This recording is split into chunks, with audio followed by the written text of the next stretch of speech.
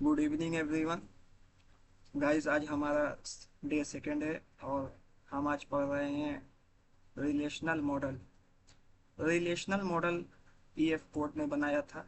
EF code ने design किया था। ये रिलेशनल मॉडल स्टोर करता है डेटा को in the form of tables. ये डेटा को टेबल्स के फॉर्म में स्टोर करता है। अब देखो क्या होता है। ईएफ कोड रूल मैं बता दूं आपको। गाइस, ऐसा है कि अभी कुछ वीडियो जो मेरे कुछ लेक्चर्स हैं वो आपको थ्योरेटिकल होंगे। अभी दो तीन लेक्चर्स ऐसे ही रहेंगे। उसके बाद में आपको बताऊंगा क्यूरी लिखना। तो गाइस, थोड़ा पेशेंस रखें आप सब, क्योंकि ज़ीरो से हीरो बनना है। कोई जल्दी नहीं है, बहुत टाइम है अपने पास। और ये कोर्स नॉन टेक स्टूडेंट्स के लिए भी है, तो गाइस उनके लिए थोड़ा सा आप धीरे ही सही, आप भी अच्छे से समझो। किसी चीज को भी स्किप ना करो, क्योंकि सब जो है, सारे डिफिनेशंस बहुत इंपॉर्टेंट है। इंटरव्यूअर पूछता है, आपसे पूछेगा ही। तो गाइज, हम कहाँ थे। एनी डेट कोई भी डेटाबेस, देखो ये कोड रूल मैं बता दूं आपको। कोई भी डेटाबेस हो जो फॉलो करे रिलेशनल मॉडल को, वो कहलाता है RDBMS।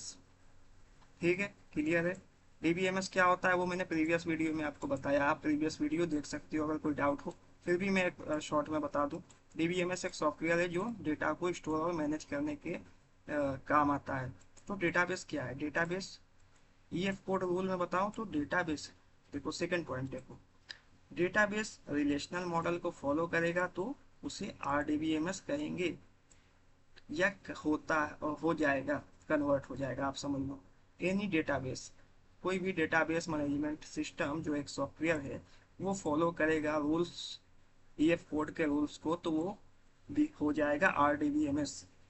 अब देखो टेबल क्या होता है। आप टेबल समझना बहुत ध्यान से, बहुत इंपॉर्टेंट है। ये एक लॉजिकल ऑर्गेनाइजेशन है डेटा का, जो जो रो और कॉलम इसमें होता है। ठीक है, तो आप जानते ही होगे, आप भी कहोगे मैं क्या बता रहा हूँ आपको। लेकिन देखो मैं बता रहा हूँ क्या है। कॉलम्स, कॉलम्स देखो इससे कॉलम्स कहते हैं। एक दो तीन कॉलम्स कहो, एट्रीब्यूट कहो या फील्ड्स कहो, तीनों एक ही बात है। लेकिन आपको अल्टरनेटिव नेम याद होने चाहिए गाइस। मैं हमेशा कहता हूँ आप अल्टरनेटिव नेम्स को हल्के में ना लो। इंटरव्यूअर आपसे क्वेश्चन पूछेगा, आपको कंफ्यूज करेगा। वो देखना चाहता है कि आपको नॉलेज है कि नहीं है। आप अल्टरनेटिव नेम्स जरूर देख लेना। देखो रो, रोज क्या है। रोज, रोज का देखो अल्टरनेटिव नेम भी देख लो। देखो कॉलम ऐसे होता है, ये लो। देखो कॉलम्स कैसे होते हैं, ऐसे कॉलम्स होते हैं। देखो ऐसे सीधे। रोज ऐसे होते हैं वर्टिकली।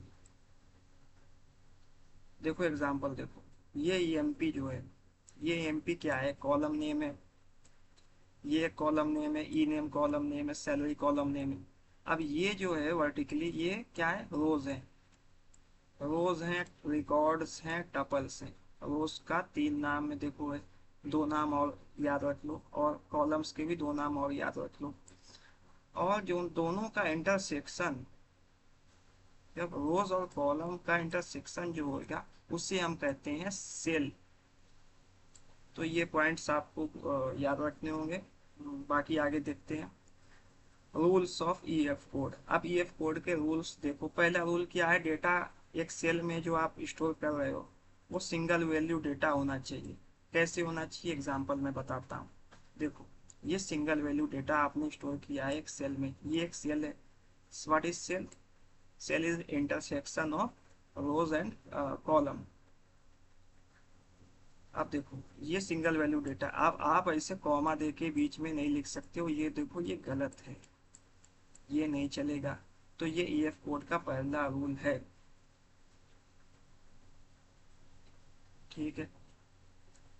हाँ, एम्प्टी छोड़ सकते हो आप, चलेगा। लेकिन आप कॉमा दे के यहाँ 103 लिख दो, ये नहीं चलने वाला।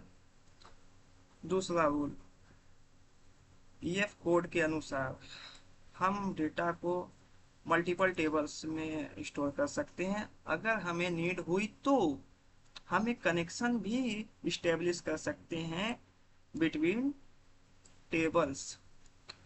किसकी हेल्प से कनेक्शन इस्टेब्लिश कर सकते हैं? की एट्रीब्यूट्स से।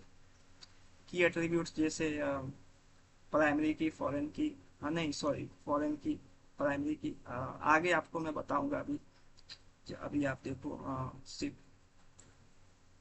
आरडीबीएमएस देखो, तीसरा पॉइंट देखो। आरडीबीएमएस क्या है? हम आरडीबीएमएस में स्टोर करते हैं सब कुछ टेबल्स के फॉर्म में। मेटा डेटा को भी स्टोर करते हैं, या जबकि मेटा डेटा को भी हम स्टोर कर सकते हैं टेबल्स के फॉर्म में। मेटा डेटा क्या होता है? मेटा डेटा देखो यहाँ, details about data is known as meta data. जैसे आप एक फाइल ले लो, उस फाइल की प्रॉपर्टीज में जाओ, उसकी डेट है, किस डेट को आपने पिक ली है, वो सारे डेटा, जैसे इमेज नेम हो गई, साइज हो गया, रेजोल्यूशन हो गया, फॉर्मेट हो गया, ये सब Meta data of this image है। तो इससे भी हम स्टोर कर सकते हैं in the form of table. हम कुछ भी स्टोर कर सकते हैं in the form of table. तीसरा लॉ यही कहता है ईएफ कोड का। दूसरा भी होगा, आपको क्लियर हुआ होगा। ठीक है। चौथा गाइस, चौथा ध्यान से देखना। द डेटा, हम जो डेटा एंटर करेंगे टेबल में, वो दो स्टेप में वैलिडेट होता है। पहला, हम डेटा टाइप देते हैं। दूसरा, हम कॉन्स्ट्रेंट्स देते हैं। तो डेटा टाइप्स मैंडेटरी होते हैं। आपको डेटा टाइप देना ही होता है, कैर, वेर कैर, ये सारे डेटा टाइप्स देंगे, आपको देंगे, तब जाकर वो क्राइटेरिया फुलफिल होगा। लेकिन कॉन्स्टेंट्स आप नहीं भी दोगे तो वो हो जाएगा आपका काम, वो एक्सेप्ट कर लेगा आरडीबीएमएस। तो ये guys 4 rules of EF code थे जो मैंने आपको बताया। होप आप समझ गए होगे, क्लियर हुआ होगा। आप इसका नोट्स बना लेना, एक बार खुद से भी पढ़ लेना, क्योंकि गाइस बिना खुद से पढ़े, बिना सेल्फ स्टडी किए आपको पॉइंट्स क्लियर नहीं होंगे। इसीलिए मैं आपको ये पीडीएफ नहीं दे रहा हूँ। जब तक आप गाइस खुद से हैंड रिटन नोट्स नहीं बनाओगे, तब तक आप दोबारा पढ़ोगे नहीं, तो कैसे समझो? इसीलिए मैं नहीं दे रहा हूँ आपको ये पीडीएफ। देखो, डेटा टाइप्स क्या है, ये स्पेसिफाई करते हैं या डिटरमाइन करते हैं कि जो डेटा आप स्टोर कर रहे हो वो किस मेमोरी लोकेशन में सेव होगा या स्टोर होगा। ठीक है। अब देखो, डेटा टाइप्स, सीक्वल्स के डेटा टाइप्स क्या है? Char, varchar, date, number, large objects के लिए देखो ग्लोब है, ग्लोब, इसको ग्लोब कहते हैं, इसको ग्लोब कहते हैं। हम लोग जब याद करते थे तो ऐसे ही याद किए हैं, हम स्टूडेंट्स पुराने। चलो तुम लोग अपना कैसे भी याद करना। नोट, आप नोट देखो, एक बात जानो, सीक्वल कोई केस सेंसिटिव लैंग्वेज नहीं है। जैसे जावा, पाइथन, ये सारी तो केस सेंसिटिव है, ये नहीं है, आप लिख सकते हो। कैर क्या है? कैर एक डेटा टाइप है जिसमें हम स्टोर कर सकते हैं कैपिटल अल्फ़ाबेट्स, स्मॉल अल्फ़ाबेट्स, 0 से 9 तक के नंबर्स, और स्पेशल कैरेक्टर्स भी यूज़ कर सकते हैं। देखो यहाँ से ये सब आप देख लेना। देखो, सिंटेक्स बहुत जरूरी है। सिंगल कोट्स में आप जरूर इंक्लोज्ड होने चाहिए, तभी आप कैर डेटा टाइप की क्राइटेरिया, सिंटेक्स आप सही होगा आपका। जब भी आप कैर डेटा टाइप यूज कर रहे हो, हमेशा हमेशा आप साइज मेंशन करना होगा आपको। देखो, ये स्पेसिफाई नंबर ऑफ कैरेक्टर को स्टोर कर सकता है कि स्पेसिफिक नंबर ऑफ कैरेक्टर्स को स्टोर करेगा। जैसे मैक्सिमम नंबर्स कैरेक्टर हम स्टोर कर सकते हैं 200 कैरेक्टर्स, सॉरी 2000 कैरेक्टर्स हम स्टोर कर सकते हैं कैर के अंदर। देखो, कैर का सिंटेक्स ये है, कैर साइज। देखो के, अब ये एग्जांपल देखो, केर एट, केर एट, मतलब यहाँ पे देखो one, one, two, three, four, five, six, seven, eight, eight. देखो यहाँ पे एट मेमोरी लोकेशन वेस्टेज हुई है। एट नहीं, सॉरी, एक, दो, तीन, चार, पाँच, फाइव। तो यहाँ पे फाइव मेमोरी ब्लॉक्स जो है कि वेस्ट हुए हैं। तो इसीलिए इसीलिए गाइस कैर का यूज कम होता है, बल्कि होता है, वेर कैर का यूज होता है। देखो वेर कैर क्या है, वेर कैर एक डेटा टाइप है जो कि सेम वही रहेगा, देखो सेम वही कैरेक्टर एक्सेप्ट करेगा, बट इनक्लोज्ड होना चाहिए सिंगल कोट्स के अंदर। साइज मेंशन करना होगा, देखो सिंटेक्स भी वही है, सिंटेक्स भी वही है, लेकिन देखो इसमें क्या होता है ना, एक डिफरेंस क्या है,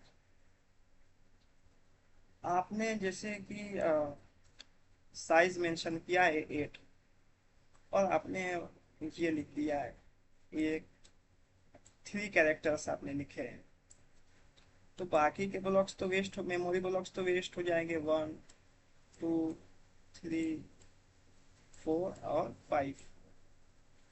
तो फाइव मेमोरी ब्लॉक्स वेस्ट हो जाएंगे नहीं, ये जो है डायनेमिक मेमोरी एलोकेशन होता है, इसमें देखो कहीं पे मेंशन दिया होगा, इसमें डायनेमिक मेमोरी एलोकेशन होता है, ये ऑटोमेटिकली डिलीट कर देगा इतना storage. Unused memory, free memory को अपडेटेड, ये अपडेट एक्चुअली क्या है ना, ये अपडेटेड वर्जन है कैर का, वेर कैर, नहीं sorry, varchar two updated, updated version है।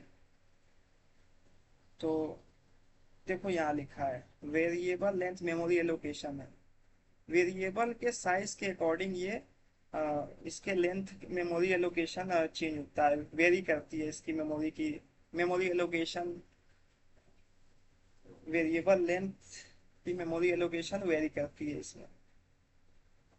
देखो वेरकर टू भी वही सेम चीज है, वो अब इसका अपग्रेडेड वर्जन है वेरकर का, इसमें शायद देखो,